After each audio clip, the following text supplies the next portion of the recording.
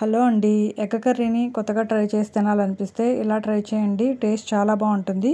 పిల్లలకి లంచ్ బాక్స్‌లో చేసి పంపిస్తే కొంచెం కూడా మిగిల్చరు. అంత బావుంటుందనమాట ఈ కర్రీ. ఇందుకోసం మీరు ఉడకబెట్టిన కోడిగుడ్లని ఈ విధంగా చిన్న చిన్న ముక్కలుగా కట్ చేసి ఉంచుకోండి. ఇందువల్ల మనకు రైస్‌లో కలుపుకోవడానికి బావుంటుంది. ఇందులోకి ఉప్పు, కారం బాగా పట్టి టేస్ట్ కూడా చాలా బావుంటుంది. తర్వాత మీరు ఒక బౌల్‌లోకి ఉప్పు, కారం, పసుపు, ఒక స్పూన్ ఆయిల్ వేసి కట్ చేసిన కోడిగుడ్డు ముక్కలను కూడా అందులో వేసి మొత్తం పట్టేలాగా కలిపి తీసి పక్కనుంచుకోవాలి. తర్వాత మిక్సీ జార్‌లోకి 2 ఆనియన్స్, ఒక టమాటో, ఒక 5 వెల్లుల్లి రెబ్బలు, ఒక స్పూన్ కారం, 2 స్పూన్స్ ధనియాల పొడి వేసుకొని మిక్సీ పట్టి మెత్తగా పేస్ట్‌లా చేసి పక్కనుంచుకోవాలి.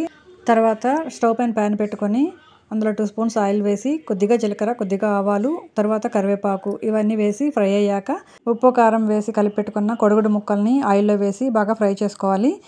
ఫ్రై చేసుకున్న తర్వాత తీసి పక్కనుంచుకోవాలి. తర్వాత కోడిగుడ్డు, పచ్చజొన్న కూడా వేసి కొంచెంసేపు ఫ్రై చేసి తీసి పక్కనుంచుకోవాలి.